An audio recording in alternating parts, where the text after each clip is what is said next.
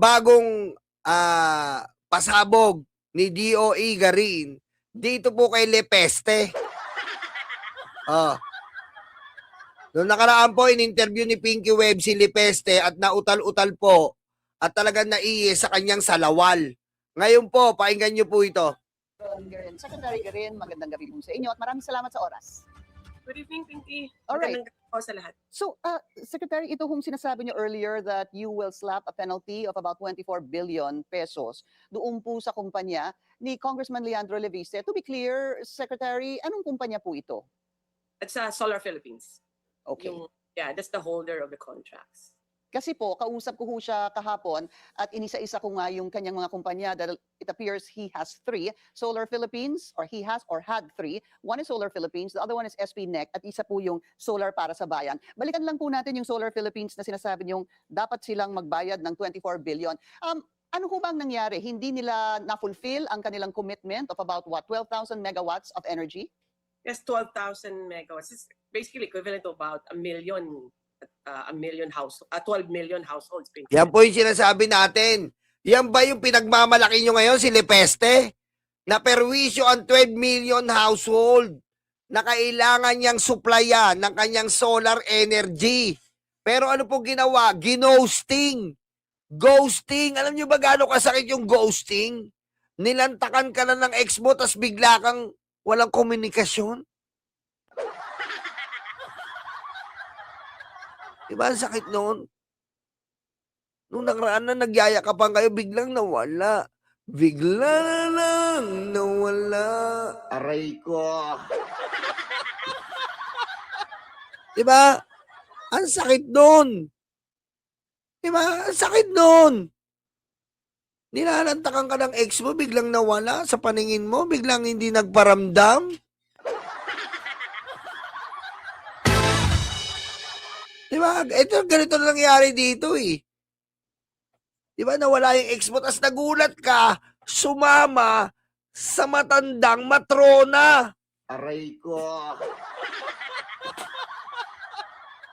Sumama sa matandang matrona na uod ng yaman. Yan ang nangyari dito. Ginosting ni Lepeste ang gobyerno. Tapos sumama sa Meralco.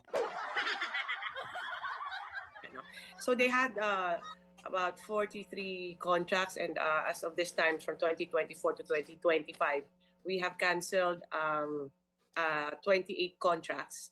And all these contracts, kasi ang 28 contracts na yan, this is by virtue of a contract between DOE, each of that, no? DOE and Solar Philippines. And so far, as of today, overdue na nga kasi because they are supposed to deliver the power of many of those contracts in December 25, 2025. Opo. Today is 2026 already. There hasn't been any movement in terms of the project. Walang ni groundbreaking hanggang sa pag-on ng paglagay ng solar panels, nor has there any been response from the company up to the point that we terminated and still no motion for consideration or appeal. So hanggang sa mga oras na ito, Secretary, wala pa rin pong nagiging tugon ang Solar Philippines dito po sa sinasabi niyong kinansela ng mga kontrata at posibleng penalty na 24 billion pesos.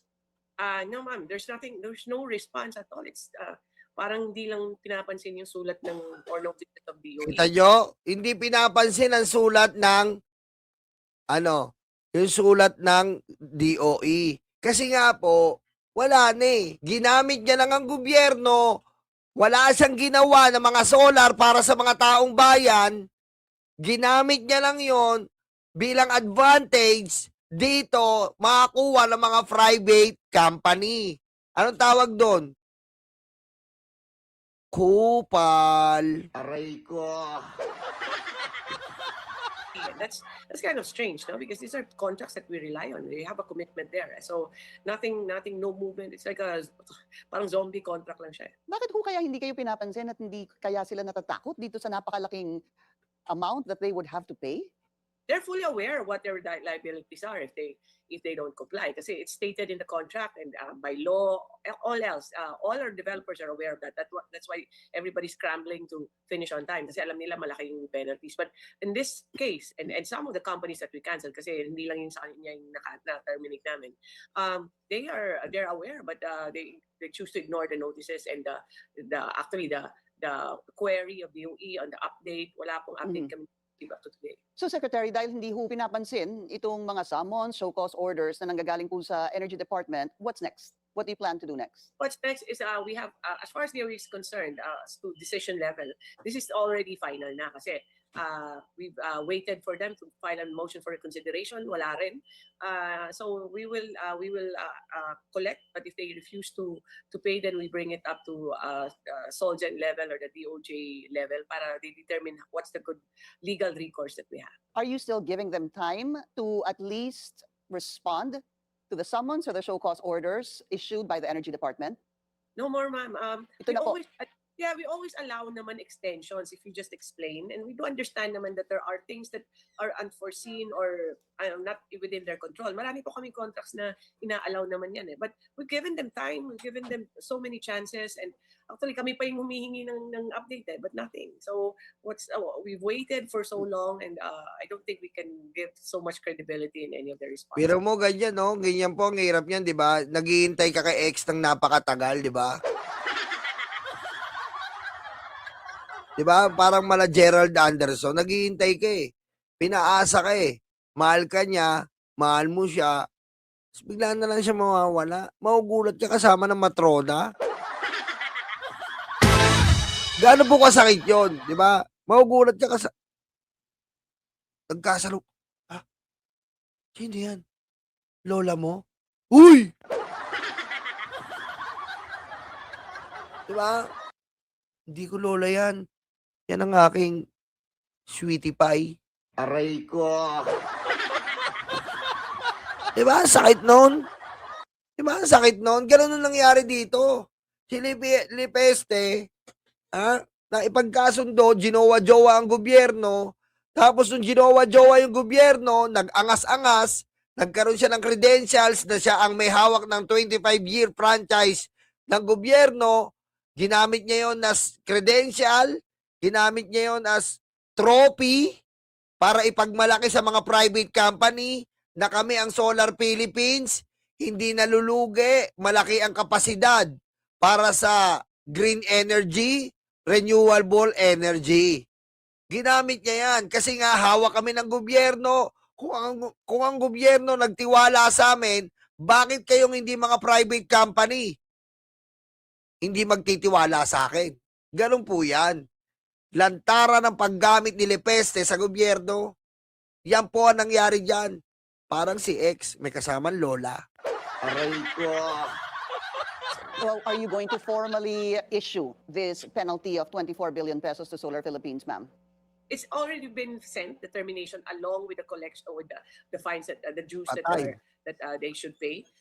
If we don't get the response or payment within the time that has been prescribed, then we have to take this to court. And what is the time prescribed? I think ano lang eh, actually tapos na yung iba kasi last year pa na tapos eh. We've given them depende kasi sa contract iba-iba. Okay. But we've konti na lang yan. I think overdue na nga yata yan eh kasi ano na tayo January 15 eh. No? But we will ano na lang, we've talked to the agencies already like DOJ and Solgen and they'll figure it out kung anong the best course to collect. Secretary, yung pong isa pang kumpanya, yung pong SPNEC, kung saan pinagbentahan po niya ng shares ang Meralco Gen, is there a problem with that? As to performance of the SPNEC, maganda yung performance ng SPNEC because I've been updated by Meralco constantly and they ask for help whenever they have a problem. I know that they're on track. We have some technicalities on the connection to the grid as of today, but this is a compliant company. Now, that doesn't mean that the ownership structure is compliant with the law. Ano? Kasi I think the Solar Philippines still has shares in that company and that's basically the beneficial owner of this company is one person. It's a public official that should have divested before. Ibig sabihin po, dahil may shares ang Solar Philippines dito po sa SPNEC, yun po ang nakikita ninyong problema as conflict of interest. Yes. Yes, ma'am, because Solar Philippines or all these companies are Kita mo, ikaw ang may-ari.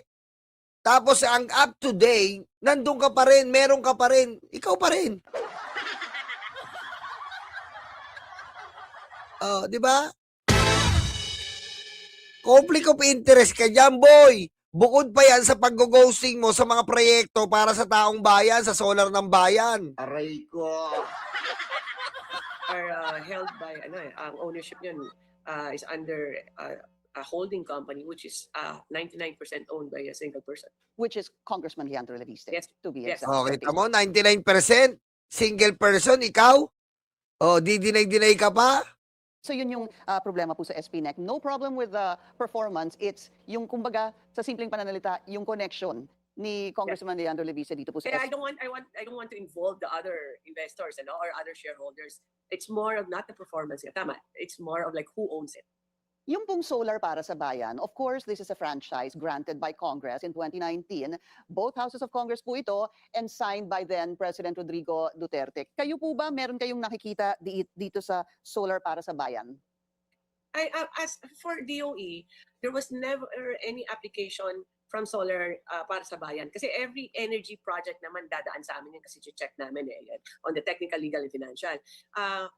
Wala pong applications or anything that they process through DOE for solar ng bayan. So as far as we're concerned, there was nothing happening with that company. And what does Kita mo? Oh, that mean? Number one, were they supposed to get some sort of or apply for an application from the Energy Department, even if they were given a franchise by Congress and again signed by former President Duterte? What's the point? No? What's the point of giving a franchise if you won't do anything about it? You might as well give it to others because there's a certain need there in the franchise that will be addressed. This franchise is supposed to energize our far-flung areas.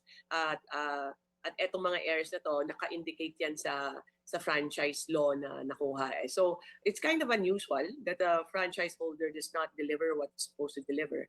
But I would leave it to Congress to determine if there was any violation or whether it's the performance or the non-divestment. Wala na raw, sinara na daw po niya ito about 4 years ago. yan na. Itong solar para sa That's bayan. the point. No, that's not the point. It's you have a solar you have a franchise. You're supposed, there's obligations and responsibilities in the Yan po siya. Diyan siya tapos. Pangalawa pa yan. Ayan po. Conflict of interest, then, sinara niya. Oo, sinara mo. Sinabi mo ba sa Kongreso? Tama, mali. Dapat sinabi mo sa Kongreso, Senado yan. Bakit? Para maibigay yung prangkisa sa iba. Diba? Para maibigay yung prangkisa sa iba. Oh. Pero hindi niya sinabi yon. At kung sinara mo yan, diba? Kasi pabago-bago siya eh. Nag-divest daw siya sa solar ng bayan, iba na daw hanggang sa nasara. Pabago-bago ka. Diyan ka mayayari, Lepeste. franchise. Kung magsara ka ng kusa, you have to tell Congress. Oh, you have to tell Congress. Sabihin mo sa Kongreso. Kasi nga, yan ay may privilege na binigay sa'yo. Kapag nawala ba yung lisensya mo, anong gagawin mo? Pupunta ka sa LTO, affidavit of loss, kukuha ka uli ng lisensya. Ganun yun. Privilege na binigay sa'yo yan eh. Iingatan mo dapat yan, pero siya binaliwala niya kasi nga, nalugi daw. Nalugi pala yung nagkaroon pa siya ng iba't ibang company. May nalulugi po ba? May solar ka na ng bayan, tapos nalugi ka. Nagtayo ka uli ng ibang company pa. Sa lahat naman po na nalulugi, sa lahat naman po na nalulugi, putik siya ang umuunlad. Aray ko. You're not going to, that you're giving up this, just don't unilaterally decide kasi binigay na nga sa'yo ng Kongreso and Congress thinks about all these things before they give you a franchise. So kahit po pala isinara na yon, kailangan pa rin ng pagpapaalam sa Kongreso. Hindi lang if you Yes. sell it to another company, you need the nod of Congress, you also need the nod of Congress if you close down. Yes, Or if you Yes. end the operations. Whether you stop operations or you divest or you sell it, you have to tell Congress.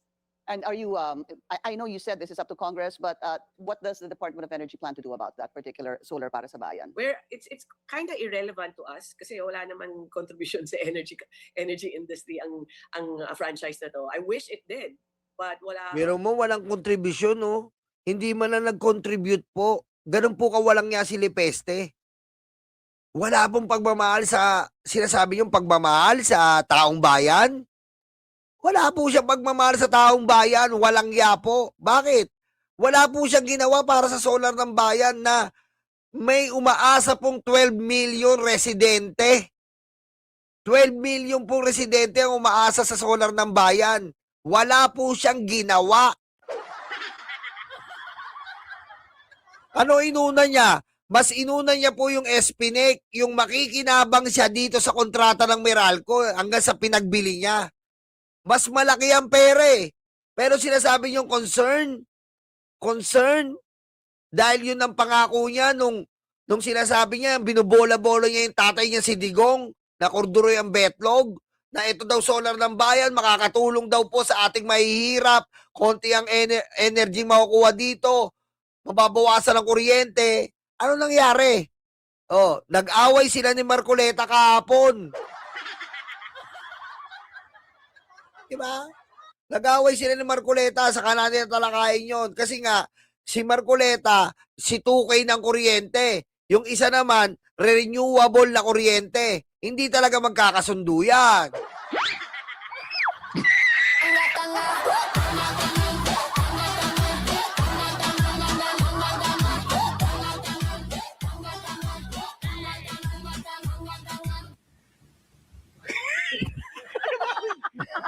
Tapos may gana pang magkaso kay si Lipeste, kay Yusek Ler. Are you crazy? They don't have any activities concerning us kasi wala naman silang ginawa. Ang sabi po niya on the last note, Secretary, he lost a lot of money daw doon sa solar para sa bayan, kaya isinara na lang eh. Well, yeah, that's his commercial or investment decision, ano. Ay, Ma'am MCMLX, maraming salamat po. Thank you. Bye muna, Nyolo. Work farm time at the bed, 12:10:23. Sa side ko. May work ako maaga. See you next time. Thank you po. But you have a franchise and you have deliverables being a franchise holder. He could have informed Congress, I guess. That Congress should have been informed if they wanted to stop operations because Congress can give it to other companies. Yes, yun po yun eh. Kaya mo i-report yun sa Congress para may investor naman na bigay yung prangkisa. Hindi yung naka-stack lang sa'yo, wala kang ginagawa. Kailangan po, ipaalam mo yun sa Kongreso para in case, Your Honor, Mr. Chair, there will be a new investor that wants to invest in our country regarding renewable energy, they can give access to this new investor. Unlike this idiot Lepeste, which abused the franchise that is given by the demonic demon Digong. Your Honor, this case is really alarming, Your Honor, Mr. Chair, because this newbie congressman is acting that he is a victim, but it's not.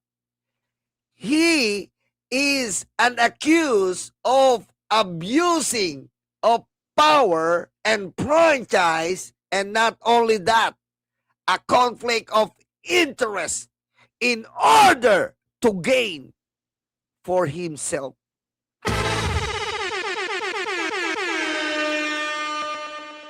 In Tagalog, mandarambong. A franchise is an essential, there's a certain necessity that is being addressed by franchise na kung na kailangan din, hindi naman bibigay yun kung hindi kailangan eh. So, but Congress should have been informed, I would say. Maraming salamat po sa inyong oras. Energy O, yan po.